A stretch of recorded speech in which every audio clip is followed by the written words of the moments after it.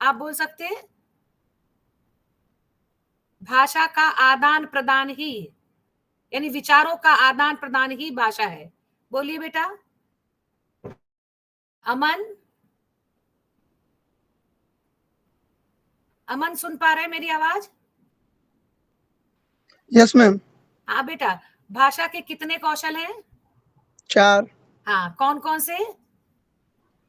सुनना, पढ़ना, लिखना, बोलना। नहीं बेटा, ऐसे क्रम याद कर लो। सुबो पली, ये क्रम आता सुनना, है। बोलना, पढ़ना, सुनना, लिखना। बोलना, पढ़ना, लिखना। श्रवणम, वदनम, पठनम, लेखनम। अस्तु लेखनम। बेटा। हाँ, और भाषा किसे कहते हैं?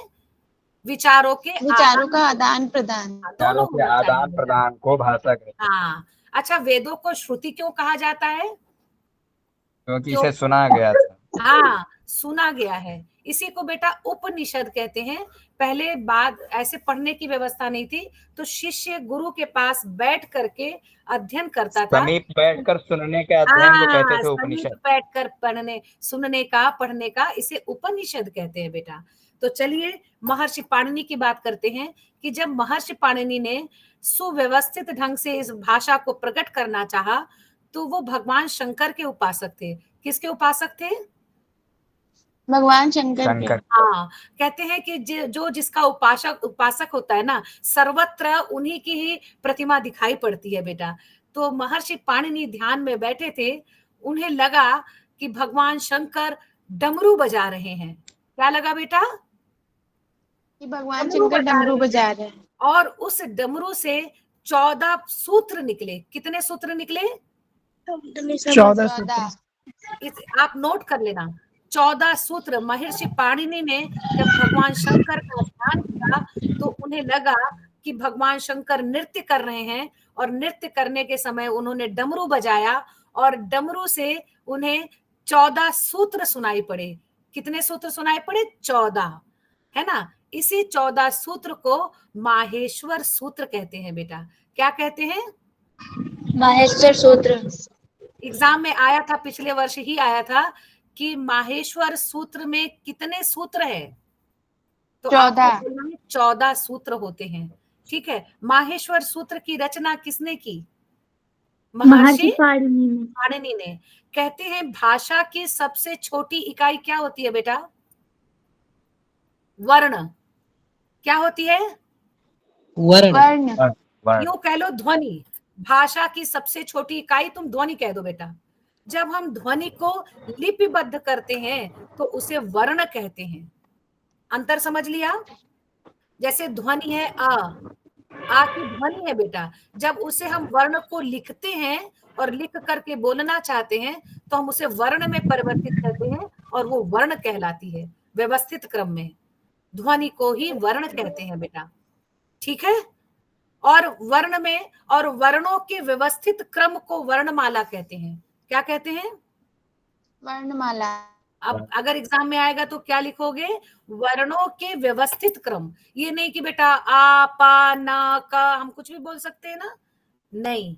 वर्णों के व्यवस्थित क्रम को वर्णमाला कहते हैं।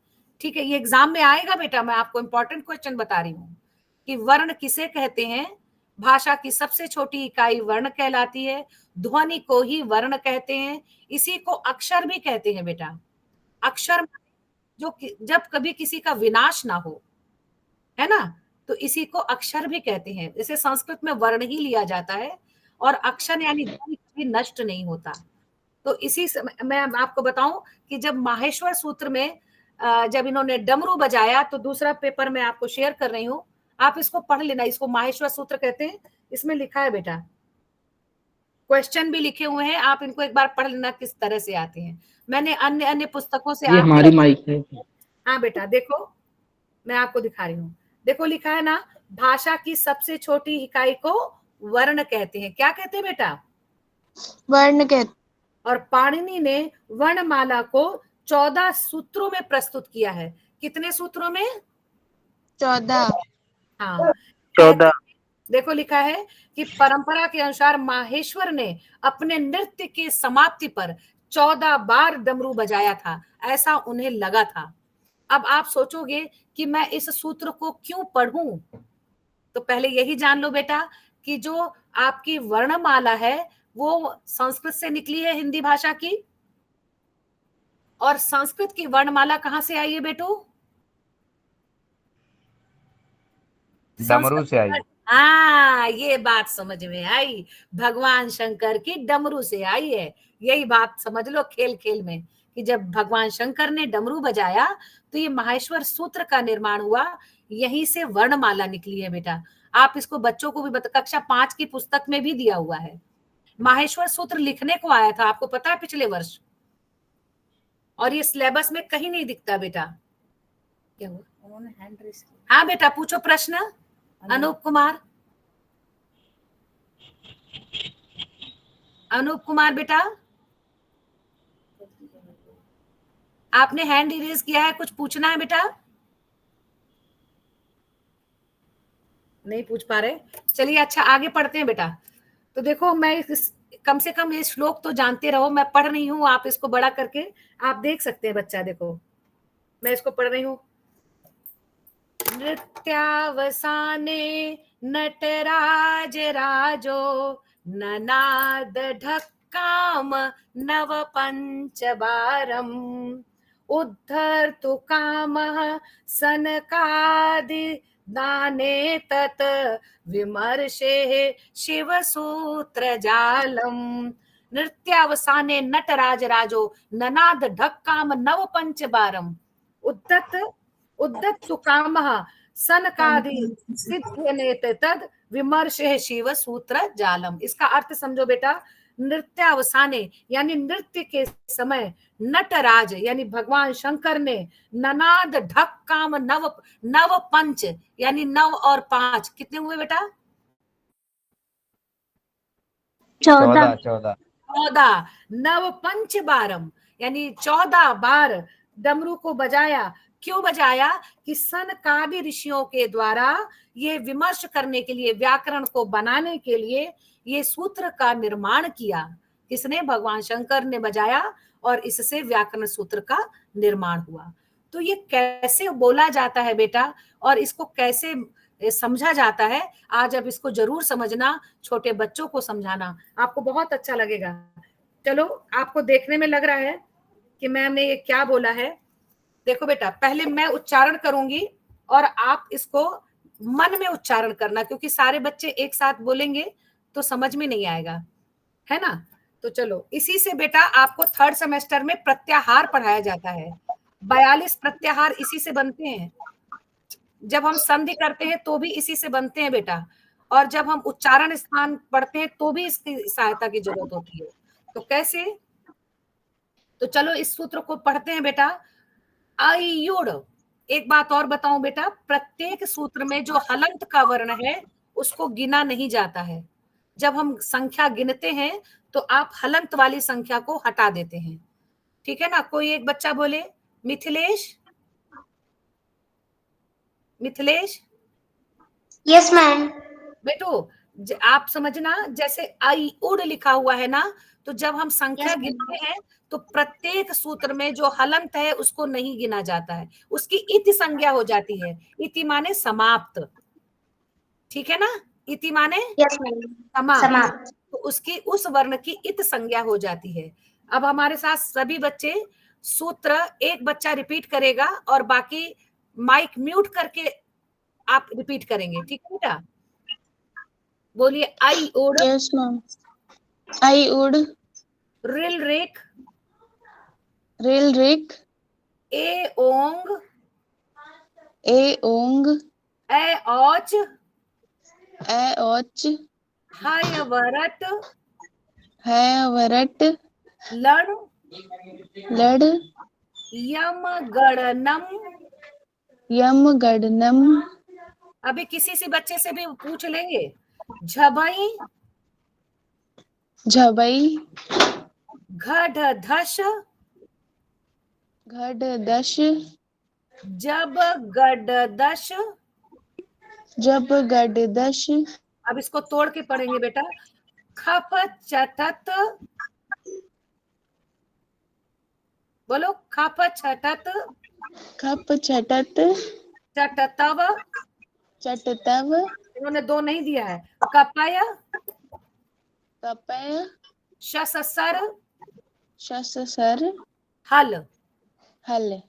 इसमें बेटा 2 नहीं दिए हुए हैं, मैं दूसरा शेयर कर दूंगी। अच्छा बेटा, अभी मैंने ध्यान नहीं दिया था, इन्होंने वर्ण विचार में इतने ही दे दिए। ठीक है, फिर से पढ़ेंगे। मैं आपको उच्चारण करके सुना रही हूं बेटा, आप याद करिएगा इसको। अयुड़ रिलरिक एओंग अयोच हैवरट लण यम गणनम झबय गड दश जब गड दश खप चटत चटतव कपय शससर हल। इसमें दिया नहीं हुआ है 2, मैं अभी दोबारा शेयर करके आपको दे देती हूँ बेटा। 1 मिनट, कोई एक बच्चा इसको पढ़े। कौन पढ़ेगा? दूसरा बच्चा कौन पढ़ेगा? 5, केवल 2 सूत्र पढ़ने हैं। कोई एक बच्चा पढ़ो बेटा। अयुड़ ऋणलिक। रिलरिक, शाबाश। और पढ़ो, और पढ़ो।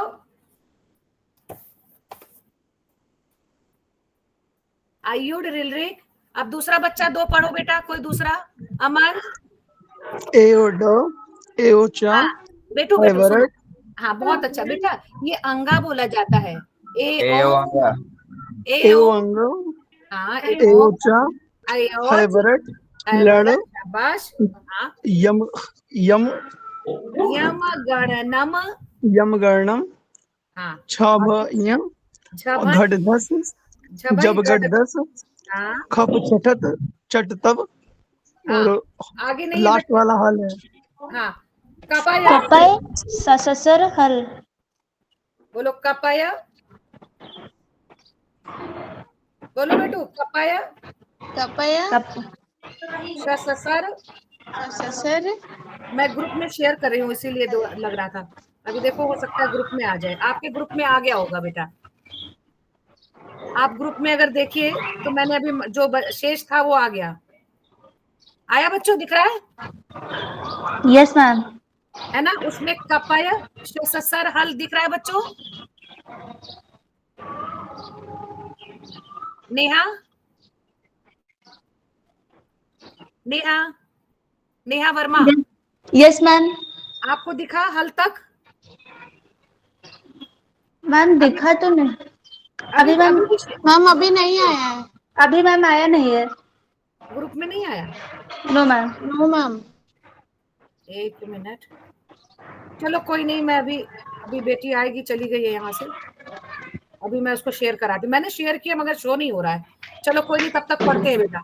अब देखिए बेटा, देखो यहाँ पर अ ई, अगर आप स्वर की बात करें, अभी हम वर्ण विचार की बात करेंगे। नेहा आप अपना म्यूट कर लो बेटा, यस म्यूट मैम। करो। अब ध्यान से सुनिए। देखो बेटा, यहाँ पर लिखा अच। अगर पूछा जाता है ना वर्ण के कितने भेद हैं बेटा, तो वर्ण के 2 भेद हैं, स्वर और व्यंजन। बोलो कितने भेद हैं? 2, स्वर और व्यंजन। और व्यंजन।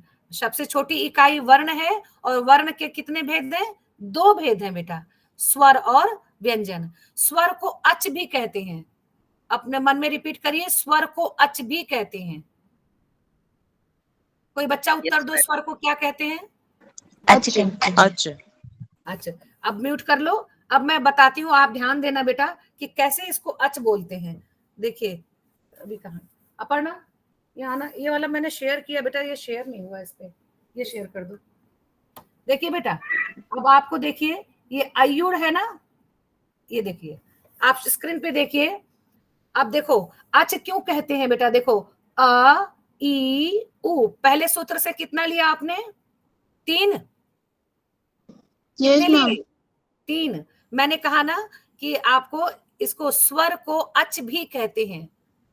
एकदम लिख लो कि अगर ये प्रश्न आएगा अच किसे कहते हैं, तो आप बोलिएगा स्वर को या अच कहते हैं। अब ये अच क्या है ना? अब कितने वर्ण आते हैं, अब देखो गिनो बेटा। अ ई उ, और ड़ा की तो इत संज्ञा हो गई, वो हम नहीं गिनेंगे। ठीक है, कितनी हुई? 3। बोलो। Yes ma'am. अ ई उ, और फिर बोलेंगे रिल री, और का को तो गिनेंगे नहीं बेटा, है ना, क्योंकि का हलंत है। Yes ma'am. ए ओंग अंगा हलंत है, इसको नहीं गिनेंगे। फिर ए औच, अब च तक में देखो आ से लेकर च तक, जैसे हम बोलते हैं ना अच, इसको अच प्रत्याहार भी बोलते हैं बेटा, स्वर को अच भी कहते हैं, यानी अच पहले सूत्र से लेकर चौथे सूत्र तक। प्रश्न कभी कभी आ जाता है स्वर कितने सूत्रों में स्वर की बात कही गई है, तो बोल देना पहले, दूसरे, तीसरे और चौथे, इन चारों को मिला करके स्वर की बात कही गई है। 4 सूत्रों में है। अच में कितने सूत्र हैं बेटा? 4 सूत्र हैं। 4 सूत्र है। अब गिनेंगे बेटा, आ ई उ री री ए ओ ऐ औ, कितने हो गए? 9 9 है बेटा। इसी को मूल तो वैसे आ ई उ रील री भी मानते हैं, लेकिन इनको 9 को कहते हैं। ठीक है बेटा। और अगर इसका स्वर और भी बढ़ाएं तो डबल री, यानी 2 री होता है और एक 2 री होता है, उसको लेकर के 13 भी हो जाते हैं बेटा, रिलरिक। ठीक है ना, आप 9 ही लिखिएगा, 9 है बेटा। अगर मानते भी हैं तो आपको डबल री ह्रस्व दीर्घ सूत्र में आ जाएगा। अब और देखिए बेटा, स्क्रीन शेयर कर दिया आपने? नहीं, वो वाला जो अभी मैंने भेजा, दूसरा हल तक वाला भेजो, एक दूसरा ये वाला। हाँ चलिए बेटा, इसको देखो, है ना, ये दिखाई दे रहा है ना हल तक? यस मैम, दिख रहा है। हाँ, अब देखो बेटा, देखो ये चारों है, जब प्रत्याहार पढ़ाएंगे ना तभी आएगा। ये आपके कोर्स में प्रत्याहार है नहीं बेटा, तो ये आगे काम आएगा। अब देखिए बेटा, कहते हैं व्यंजन को हल कहते हैं। व्यंजन को क्या कहते हैं? हल। स्वर को अच कहते हैं, व्यंजन को हल कहते हैं। दोनों बात याद हो गई? Yes ma'am. हाँ, स्वर, और अगर अच किसे कहते हैं और हल किसे कहते हैं तो समझ में आ जाएगा। अच को स्वर कहते हैं, हल को व्यंजन कहते हैं। अब हल में कहां तक आएगा बेटा? देखो, हाय वरट देख रहे हो? Yes ma'am. Yes ma'am. हाय वरट से लेकर हल तक, नीचे वाले हा, इसमें 2 बार हा आया है बेटा पूरे। अच्छा, इसमें पूछते हैं कि कौन सा वर्ण 2 बार आया है? हा 2 बार आया है। देखो बेटा, तो जो ऊपर वाला है ना, नीचे वाला हल नहीं, जो ऊपर वाला हल है हा वहां से लेना। ठीक है ना? तो देखो, ह य वरट का ट हलंत हटा देंगे, लण में ड़ा का हटा देंगे, यम गणनम मा हटा देंगे, झबई इया हटा देंगे, गड दश शाह हटा देंगे, जब गड दश में तालव्य शाह हटा देंगे, खप चटत चटतव में वाह हटा देंगे, कपय में या हटा देंगे, शससर में रा हटा देंगे और हल में ला हटा देंगे। अब इनकी पूरी संख्या आपको गिननी है बेटा कि व्यंजन, इसी को देखो बेटा, हा से लेकर ल तक ये व्यंजन हल कहलाते हैं, और आ से लेकर के च तक आयुड़, रिलरिक, एओंग, एओच, यानी 4 सूत्र जो है वो स्वर हैं, और 6 से लेकर 14 तक हल है। बात समझ में आ गई? Yes ma'am. है ना? किसको नहीं आई पहले बताओ? 5 से लेकर 14 तक है बेटू, 5 से लेकर, शाबाश, 5 से लेकर 14 तक। ठीक है, इसको गिनो जरा, देखते कौन जल्दी गिनता है। हलंत वाला नहीं गिनना। 35। देखो, हा या वरट में टा नहीं गिनना। ठीक है मैम 33 है। हाँ, अब समझ में आया ना कितनी संख्या हो गई? अच्छा, एक बात बताओ बेटा, अल को क्या कहते हैं? अल, प्रश्न आता है अल।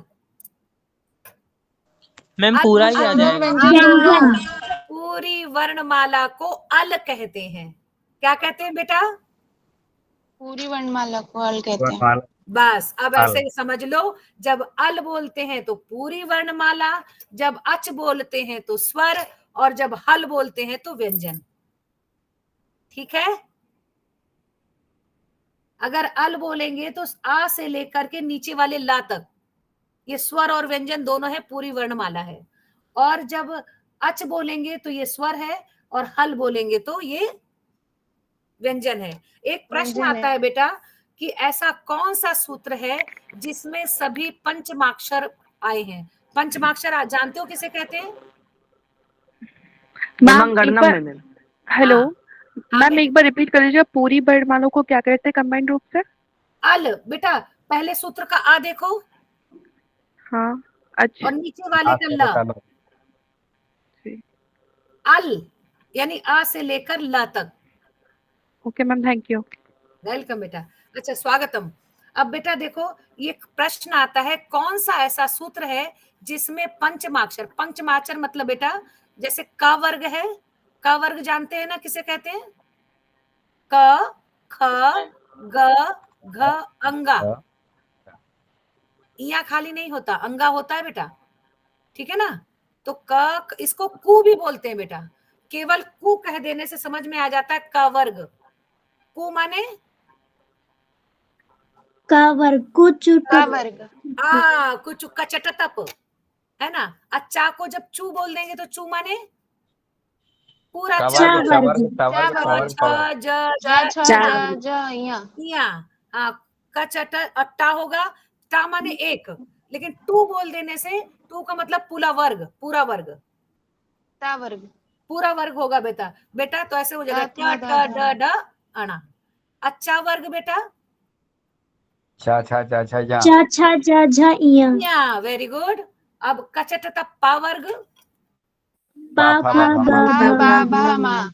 हाँ अब देखो बेटा, ऐसा कौन सा इसमें सूत्र है जिसमें पंचमाक्षर यानी हर वर्ग का पांचवा अक्षर जिसमें आया है? ऐसा कौन सा? सातवां सूत्र। 7 नंबर यमंगणनम। यमंगणनम। 8वें नंबर का जो सूत्र है उसमें यम गणनम आया है। ठीक है बच्चा, इस क्वेश्चन को हल कर लोगे? Yes ma'am. Yes ma'am. हाँ अच्छा बेटा, ऐसा कौन सा सूत्र है जिसमें पूरे वर्ग का तीसरा आया है? तीसरा वर्ण है। 11 वाला। हाँ 11 में जब गड दश। अब ज किस में है बेटा? 10th में। मैम 10 नंबर के सूत्र में है। 10 में है ना। ज चा वर्ग ज में है। चा ऐसा वर्ग, नहीं, वर्ग में चा कहाँ है? वर्ग, हाँ च वर्ग में है। चा वर्ग। च वर्ग में ये कौन से नंबर पे आता है? तीसरे नंबर पे। तीसरे। तीसरे तीसरे नंबर। नंबर पे, वेरी गुड। बा किस वर्ग में है? पा वर्ग में। हाँ, बा वर्ग का तीसरा वर्ण कौन सा है बेटू? बा। बा। बा वाह भाई वाह। अच्छा गा किस में आता है? का का वर्ग। वर्ग। का में। का वर्ग में। का वर्ग में, का वर्ग में। और तीसरा अक्षर कौन सा है? गा गा। गा द। ग। बेटा जब हम संधि करेंगे ना, संधि जब सीखते हैं तो ये बहुत काम आता है ये माहेश्वर सूत्र, ठीक है ना। अच्छा बेटा देखो, ड किस में आएगा? चा वर्ग टा में। वर्ग। ता वर्ग ड में। वर्ग कौन सा वर्ण है ये? तीसरा। तीसरा। शाबाश। द ये ता वर्ग ता में है, वर्ग में। ता वर्ग तरबूज में। वाला। द वर्ग है, तो ये कौन सा वर्ण, तीसरा वर्ण क्या है उसमें? दा द। अब समझ में आया ना बेटा। अच्छा कौन सा सूत्र है जिसमें दूसरे वर्ण आए हैं? मैम खप 11th वाला। हाँ 11th वाला। 11th वाला मैम। 11 नंबर के सूत्र में वर्ग का दूसरा अक्षर आया है बेटा। जरा देखो कौन कौन सा है। ख किस वर्ग ख। का है बेटू? का वर्ग। का वर्ग का है। और फा? पा वर्ग। पा वर्ग। पा वर्ग। पा वर्ग। अरे अरे कोई ता भी बोल गया था। छा? चा चा वर्ग। वर्ग। हाँ। था? टा ता वर्ग। ता वर्ग। ता वर्ग। हाँ। था? ता वर्ग। टा वर्ग। ठीक है ना। और प्रथम भी आया है बेटा, देखो ऊपर छठा था। अब इसमें देखो च ता ता। च ट त, ठीक है ना। और नीचे Yes, कपय, क और पा, ठीक है। दूसरा अक्षर तो केवल उसमें आया है 11 नंबर पे, ठीक है ना। और 11 और 12 में पहला और दूसरा दोनों आ गया है, ठीक है बेटा। Yes ma'am. इतना समझ में आया ना। अब देखो Yes, एक ma'am. और, हाँ इतने ही प्रश्न आएंगे, इससे ज्यादा प्रश्न इसमें से आते नहीं है, थोड़े से माहेश्वर सूत्र। अब देखो इसमें जैसे मेन कितना है बेटा, देखो इसको 3 भागों में बांटते हैं। स्वर, स्वर को पहले 3 भागों में बांटते हैं बेटा, ठीक है। स्वर के कितने पार्ट करेंगे? 3. 3. कितने? ह्रस्व, दीर्घ और प्लुत। बोलो, ह्रस्व, दीर्घ दीर्घ और प्लुत. प्लुप्त। हाँ। अच्छा बेटा, ये माहेश्वर सूत्र हटा दूं, आपको समझ में आ गया ना? Yes ma'am. Yes ma'am. वो हर हालत में बेटा, चाहे मेरे लिए या अपने कल्याण के लिए या संस्कृत भाषा के कल्याणार्थ, एक वारम रटनम आवश्यकम बेटा। यद्यपि मनः नास्ति तथापि पठनीयम। बालानां कृते व्याकरणस्य कृते आवश्यकम। यदि अग्रे पठनम आवश्यकम तो बहु आवश्यकम माहेश्वर सूत्र रटनम अपि आवश्यकम। जैसे यथा वयं गणनां जानीमः, गणना माने संख्या ज्ञानम। एकम द्वे त्रीणि चत्वारि पंच षड, ये मान लीजिए 1 2 3 4 5, आपको कॉन्सेप्ट भी क्लियर है, आपको समझ में आता है, 5 की संख्या आप उठा भी लाते हैं कहने पर भी, तो क्या बच्चा याद नहीं करेगा उसको? हाँ, स्मरणम तो आवश्यकम किल न वा? स्मरणम तो भविष्यति। 1 2 3 4 5 समझने पर भी उसको याद तो करना ही पड़ेगा बेटा। इसलिए माहेश्वर सूत्र को हमें याद जरूर करना पड़ेगा। एक बार हम पुनः एक बार उच्चारणम करोमि, अहम इतः उच्चारणम करोमि, भवन्तः मनसि उच्चारणं करोतु, कुर्वन्तु सर्वे। एक बार पुनः पठामि, ध्यानेन शृण्वन्तु। भाषायाः चत्वारः कौशलाः श्रवणम वदनम। हमें 2 ही काम करना है, सुनना और बोलना। माइक म्यूट करना है और इसे बोलना है। अस्तु पश्यतु, एक बारम अहम् उच्चारणं करोमि, मनसि भवन्तः कुर्वन्तु। यथा अयुड रिल रेक एओंग अयोच हैवरट लण यमगणनम झभई घडदश जब गडदश खफ चटत चटतव कपय शससर हल। ठीक है। अल को पूरा वर्णमाला, पूरी वर्णमाला कहते हैं, अच को स्वर कहते हैं, हल को व्यंजन कहते हैं। इसमें 14 सूत्र हैं। ठीक है। और 7वें नंबर पर यमगणनम जो पंचमाक्षर है। एक में जैसे घटदश देखो बेटा, घ कौन सा वर्ण है? ये घ 9वें नंबर में किस वर्ग का है? का वर्ग का चौथा। और ढ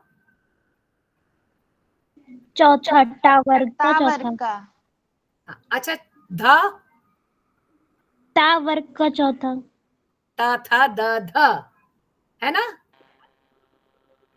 और झ भाई, ये दोनों मिलाकर बेटा देखो, झ किस वर्ण का है? झ चा वर्ग का। 8वां और 9वें में देखो चौथा ही आया है सब। जरा देखना, झ किस में है? मैम झ चा वर्ग में चौथा. और भ भा पा वर्ग में चौथा. घ घ का वर्ग में चौथा. ढ ढ ता वर्ग में. टा टा टा टा ठ ड ढ ट वर्ग में। ढ और ध बोलो, ता ता वर्ग में. ठ वर्ग। यानी 8वें और 9वें सूत्र में वर्ग का चौथा अक्षर है बेटा। ठीक है। 7वें में पंचमाक्षर है, 10वें में तीसरा अक्षर है, और ये 11वें और 12वें में दूसरा, पहला और दूसरा। 11वें में तो केवल दूसरा है, लेकिन दूसरा और तीसरा मिला करके क्या है बेटा? पहला और दूसरा। ठीक है। फिर ऊष्म स्वर भी है। तो चलिए इसको चेंज करते हैं बेटा। दूसरा पीपीटी आप पढ़ना। अन्यम एक पीपीटी हमने शेयर किया बच्चों अभी। अरे पीपीटी नहीं, पीडीएफ।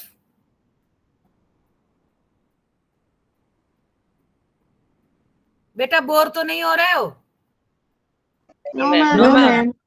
मैम। बहुत प्रश्न आएगा। मैंने जो बताया है बेटा, आप अनसॉल्व पेपर देखिएगा, उसमें कितने प्रश्न इसमें से आए हैं। ठीक है। और एक बात और बताऊं, इसको जो मैंने बताया है, टैट और सुपर टैट में ये सारे प्रश्न रखे हैं बेटा। हल किसे कहते हैं, अच किसे कहते हैं, माहेश्वर सूत्र कौन है, पाणिनि ने किसकी रचना की, भाषा की सबसे छोटी इकाई क्या होती है, ध्वनि को क्या कहते हैं, वर्ण को क्या कहते हैं, वर्ण के कितने भेद हैं, स्वर और व्यंजन। आपने देखा ना, आपने कितने क्वेश्चन पढ़ लिए? बहुत पढ़ लिए बेटा आपने। ठीक है ना, इसको रट लेना, बिल्कुल दिमाग में रखना। इसमें से बहुत क्वेश्चन आपके टेट, सुपर टेट एग्जाम में, थर्ड सेमेस्टर में, सब में आएगा। चलिए बेटा, अब हम वर्ण ज्ञान करते हैं। हमने वर्ण कहाँ से निकला ये मैंने आपको बताया। अब हम वर्ण की व्याख्या पूरी पढ़ लेते हैं। तो चलिए बेटा, भाषा की सबसे छोटी इकाई को वर्ण कहते हैं। दिखाई दे रहा बेटा? Yes ma'am. Yes ma'am. और इसके खंड नहीं किए जा सकते, टुकड़े नहीं किए जा सकते। जब हम व्यंजन बोलते हैं ना बेटा, तो व्यंजन बिना स्वर की सहायता के हम बोल ही नहीं सकते। ठीक है, उसको बिना व्यंजन को हम बोल नहीं सकते। बोलेंगे भी कब, हम ये भी बताएंगे आपको कि कब बोलेंगे, बोल सकते हैं कैसे, ये भी बताएंगे आपको। चलो, वर्णा नाम भेद, वर्ण 2 प्रकार के होते हैं। कौन कौन से? देख के पढ़ो। स्वर और व्यंजन। स्वर और व्यंजन। और व्यंजन। व्यंजन। पर देखो बेटा, जिन वर्णों के उच्चारण में किसी वर्ण की सहायता नहीं लेनी पड़ती है उसे स्वर या अच कहते हैं। अच किसे कहते हैं? स्वर को। हाँ, कोई पूछेगा ये अच क्या बला है, क्या बताओगे?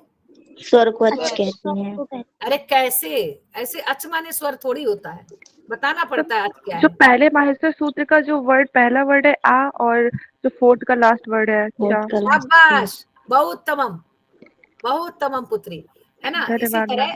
हाँ, इसी तरह ये आपको अच्छा देखो, मैंने बताया था ना, ऐसे ही प्रश्न पूछते हैं। अच्छा देखो बेटा, इन्होंने 13 क्यों लिखे हैं?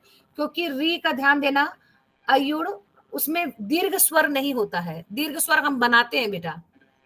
जैसे आपने पूरा गिना है ना, इन्होंने स्वरों की संख्या 13 क्यों लिखी? क्योंकि आ हमारे में नहीं था। ठीक है, दीर्घ आ दूसरे नंबर का, अयुड़ में था? नहीं था मैम। नहीं था। उसमें दीर्घ ई थी? नहीं थी मैम। और दीर्घ ऊ था? नहीं था मैम। नहीं था मैम। दीर्घ री थी? नहीं थी मैम। 2 बार री लिखा हुआ ना इसमें। Yes ma'am. हाँ, तो जो दीर्घ, यानी इनका कहने का अभिप्राय होता है कि हम इसको स्वर, यहाँ को दीर्घ संधि बोलते हैं बेटा। जब हम 2 स्वर मिला करके एक बड़ा स्वर करते हैं उसे दीर्घ स्वर। तो इनका मतलब था कि आ मूल स्वर है, उसमें एक अ और मिला देने से दीर्घ आ हो जाता है। ई में एक ई और मिला देने से दीर्घ ई हो जाता है। समझ में आया? जैसे ई, अभी इसमें लिख नहीं पाऊंगी मैं, लिख के शेयर। आप मेरी बात समझिए बेटा, अ धन अ बराबर क्या होता है? बड़ा आ। बड़ा आ। तो इसलिए उन्होंने नहीं गिना। और ई क्या होता है? बड़ी ई कैसे बनता है बेटा? ई प्लस ई। उन्होंने नहीं गिना, एक ही ई से काम चलाया। ऊ कैसे होता है बेटा? छोटा ऊ प्लस छोटा ऊ। हाँ, तो बड़ा ऊ हो जाता है, इसलिए इन्होंने नहीं गिना। री, री प्लस री प्लस री। तो जब संख्या पूछेंगे तो या तो ये 9 मूल स्वर पूछेंगे, और या फिर इसको पूछ लेंगे कि कितनी संख्या होती है, तो 13 भी लिख सकते हैं बेटा। अगर 9 आएगी तो 9 भी टिक कर देना, और अगर 13 आएगी तो 13 भी टिक कर देना। यदि 9 और 13 दोनों बोले तो दोनों टिक कर देना, ये दोनों ही राइट होगा। समझ गए? आप कभी बोले अरे अच में तो मैंने 9 पढ़ा था, अभी ऊपर लिख रहे हैं ना कि अच को स्वर कहते हैं, अच में तो मैंने 9 ही गिना था, फिर ये 13 कैसे लिख दे रहे हैं? आया ना क्वेश्चन? इसे आपको पूछना चाहिए था कि मैम आप तो बोल रहे हैं कि अच कहते हैं, अच में तो हमने 9 ही गिना, फिर ये 13 कहाँ से लिख रहे? मैम, मतलब इसमें हम लोग ने दीर्घ वाला भी लिख दिया है ना, मतलब बड़ा आ, बड़ी ई और बड़ा। हाँ, कुछ लोग कहते हैं इसमें अंग अह मिला दिया इसलिए 13 हो रहा है, ये सब ना ना ना ना बेटा। हमारे यहाँ जो अनुस्वार होता है वो हम स्वर में अनुस्वार मिला देते हैं, जो विसर्ग होता है वो स्वर्ग में विसर्ग मिला देते हैं। जैसे बालक और उसमें विसर्ग लगाया आ में, तो बालकः। ठीक है, चलो आगे इसी में पढ़ेंगे। अब हम स्वर के भेद पढ़ते हैं बेटा। स्वर के कितने भेद हैं? 3।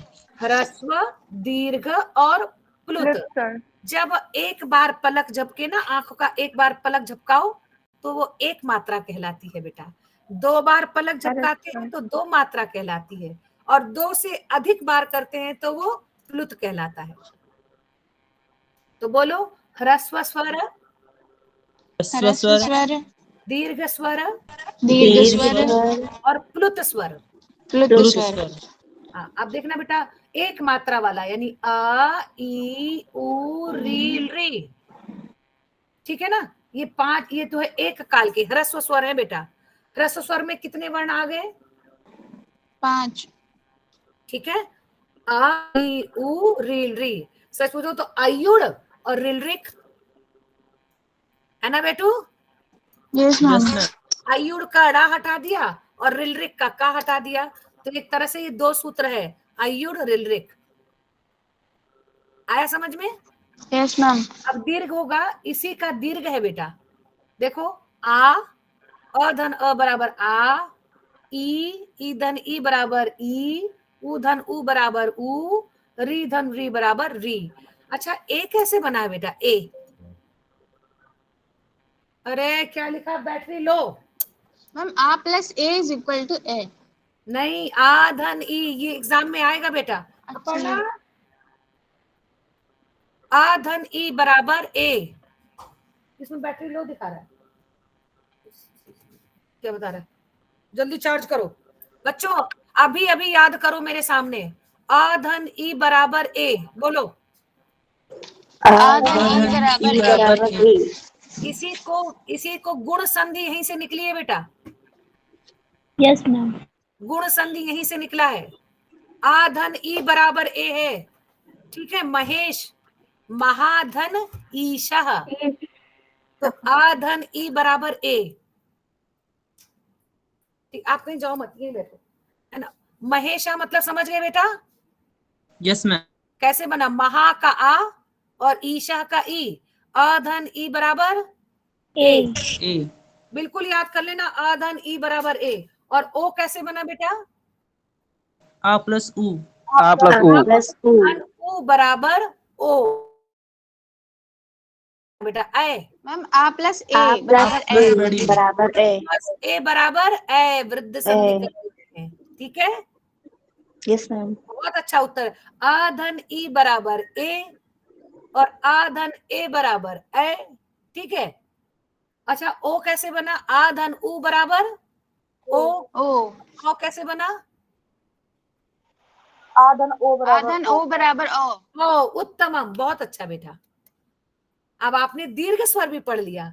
प्लुत यानी हर किसी में आपको, अगर मैं क में भी अगर दीर्घ मात्रा लगा दूं तो का, क अपने में एक हो गया, आ की मात्रा लगाए तो का, ये 2 हो गया दीर्घ। और बहुत देर तक गाना गाऊं का, ये प्लुत हो गया। प्लुत स्वर। इसीलिए ओम कभी कभी आप देखना आर्य समाज मंदिर में ओ के आगे 3 लगा करके और म लिख देते हैं, मां हलंत। देखा है कभी? मैम जैसे Yes, राम में ma'am. भी लिखते हैं। राम। हे मैम लिखा राम है, में भी देखो, लिखते हैं। यानी 2 से अधिक बार, जितनी बार आप बोलते हैं तो 3 लिख दिया जाता है, इसके मतलब 2 से अधिक स्वर, ठीक है। तो चलो आगे बढ़ते हैं। ये समझ में आ गया ना स्वर? Yes ma'am. प्रश्न एक आता है, संयुक्त स्वर कौन कौन से हैं? क्या लिखोगे? संयुक्त स्वर, वह स्वर जो किन्हीं 2 स्वरों से मिलकर बना होता है, हाँ, 2 स्वर मिल करके जब एक अलग से स्वर बन रहा है उसको संयुक्त स्वर कहते हैं। यही दीर्घ वाला तो है, यानी दीर्घ आ में 2 स्वर है, ए कैसे बना, ओ कैसे, सब में 2-2 स्वर मिले हैं बेटा, समझ गए? संयुक्त स्वर का मतलब हो गया दीर्घ। आई बात समझ में? Yes ma'am. यस हाँ, मैम। तो कभी कभी दूसरे नाम से पूछ लेते हैं कि संयुक्त स्वर बताइए। अब बच्चा बोलेगा ये संयुक्त व्यंजन तो समझ में आता है, ये संयुक्त स्वर क्या चीज है? तो आपको समझ में आ गया। देखो बेटा नीचे लिखा है आपको, ये देखो कैसे बना, अ धन ई बराबर ए, देख रहे हैं आप? Yes ma'am. अ धन ए बराबर ए लिखा हुआ है ना? Yes ma'am. हाँ, तो अब आप जान गए। अब दूसरा पेज खोलते हैं बेटा, व्यंजन। ये लो, बहुत ज्यादा पढ़ रहे हो आप, 5-6 नंबर का, यानी